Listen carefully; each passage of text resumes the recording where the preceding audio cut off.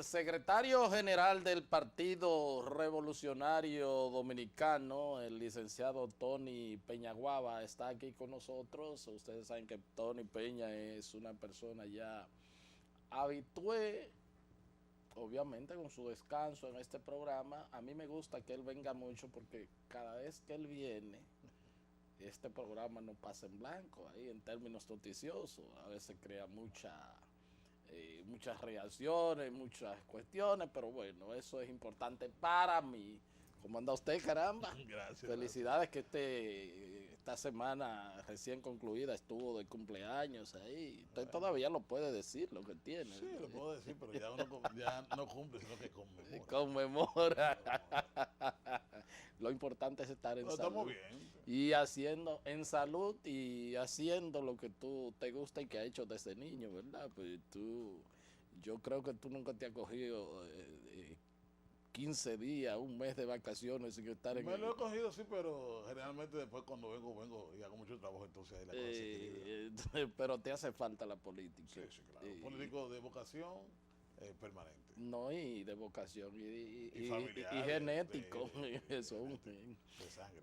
¿Cómo está el PRD? La última vez que viniste aquí dijiste que estaban haciendo una serie de trabajo a nivel nacional, una serie de todo este proceso de reorganización. ¿Cómo ha seguido ese trabajo? Bueno, bien, por suerte se había comenzado el trabajo, pero obviamente ahora con la nueva ley de partidos las cosas se tornan un poco más dificultosas porque tenemos mucho trabajo pendiente. Ok, No solamente nosotros, sino, digamos, los principales partidos políticos, vamos a ya. decir por los cuatro principales partidos del país, que son los que tienen una mayor capacidad política.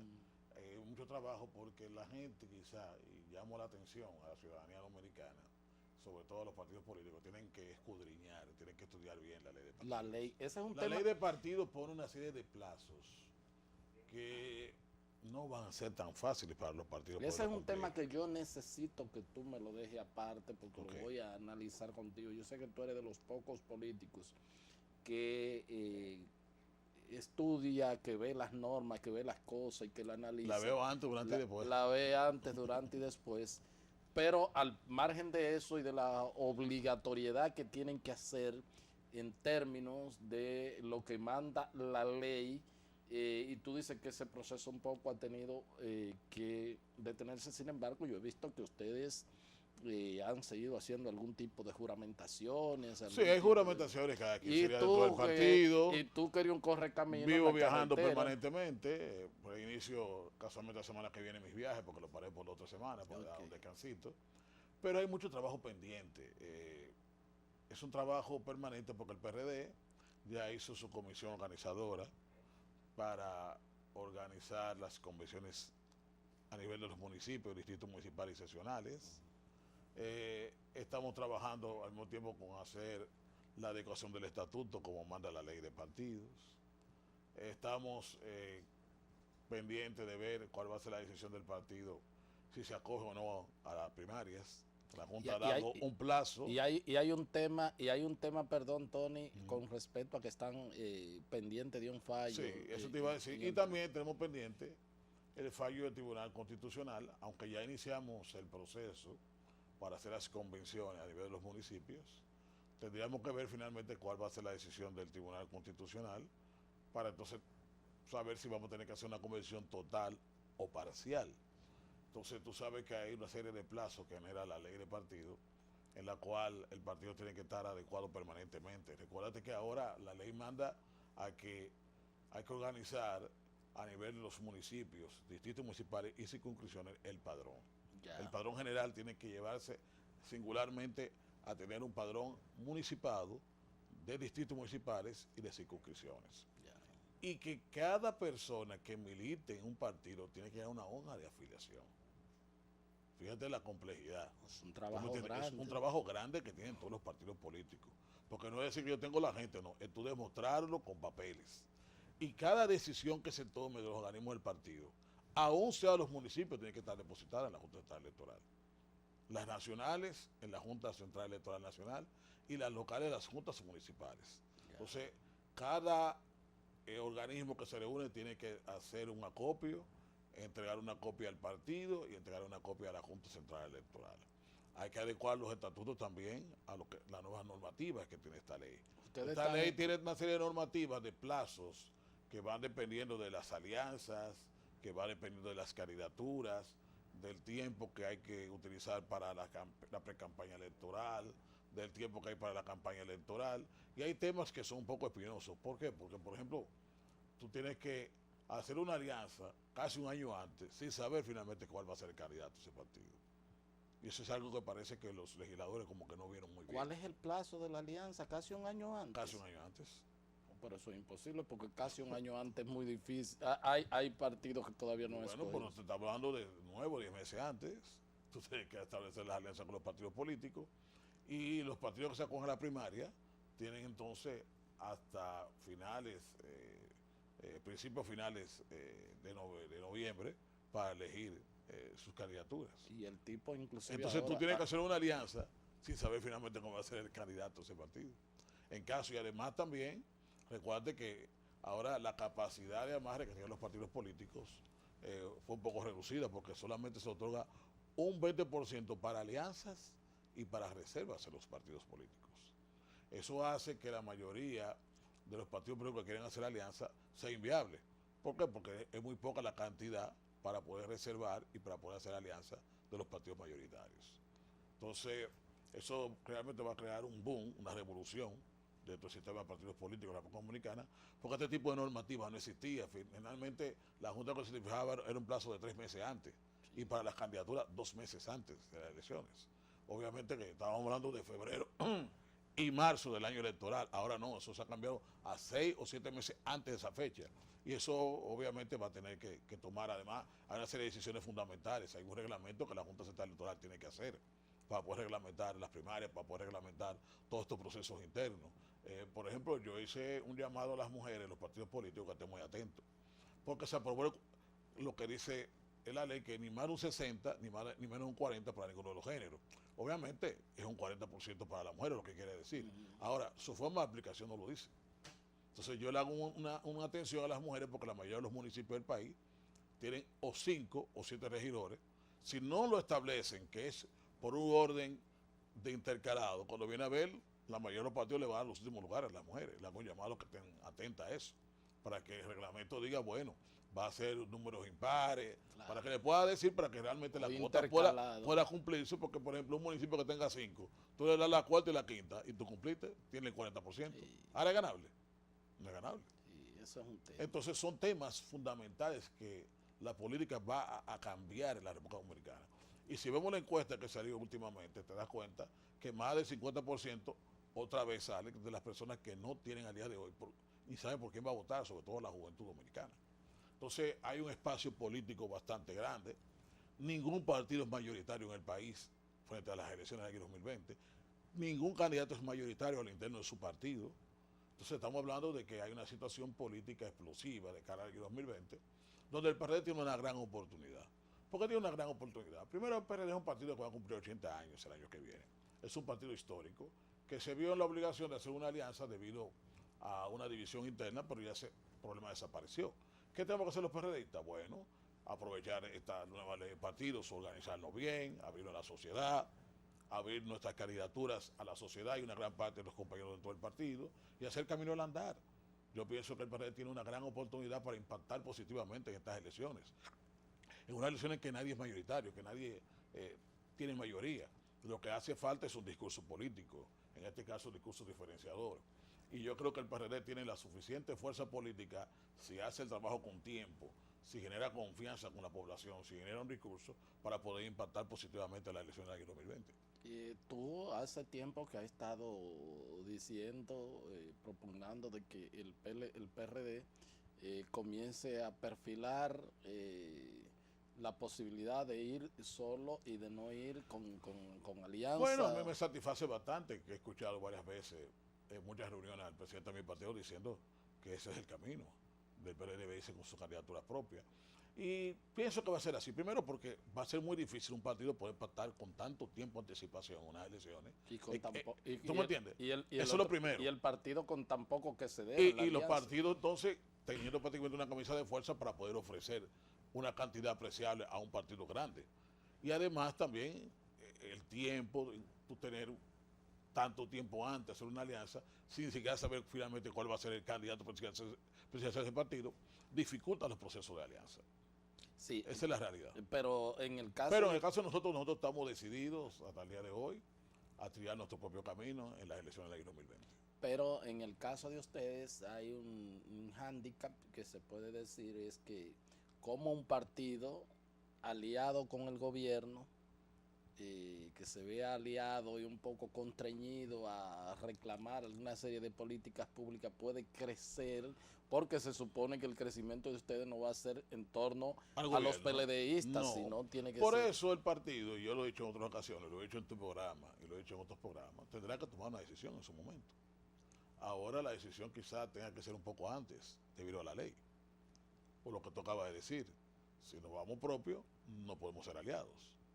Entonces, en este caso, el PRD tendrá durante todo este proceso, primero que montarlo, su convención interna, saber si se acoge a la ley de primarias o no, saber cuál modalidad va a utilizar para escoger sus candidatos congresuales, municipal y presidencial.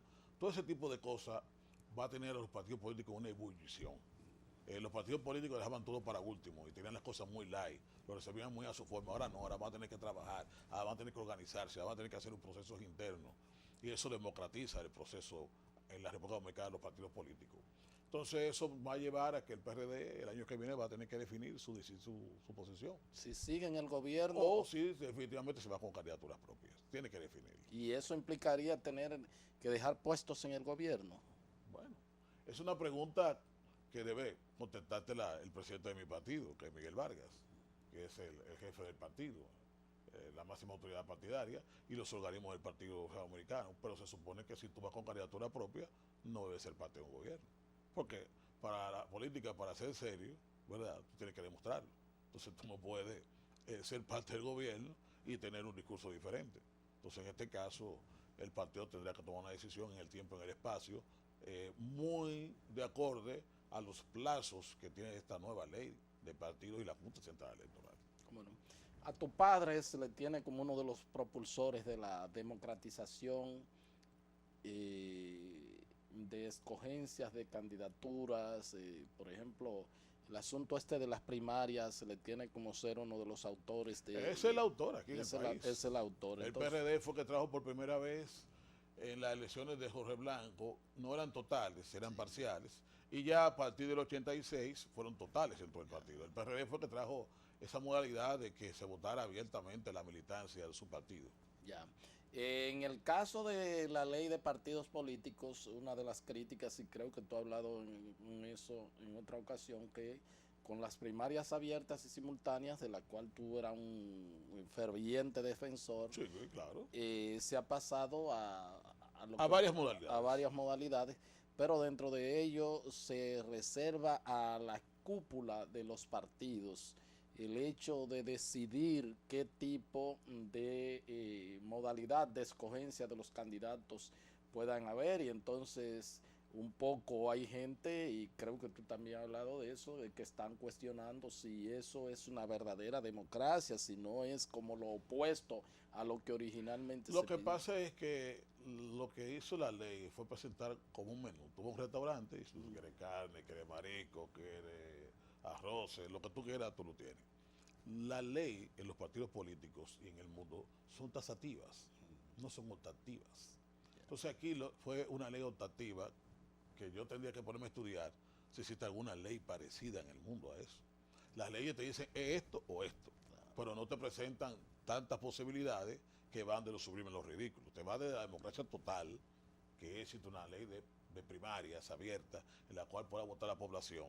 Te va a una cementada que solamente son los partidos políticos y después entonces termina dando la posibilidad de un pleno nacional de dirigentes, de una convención de delegados y hasta encuestas.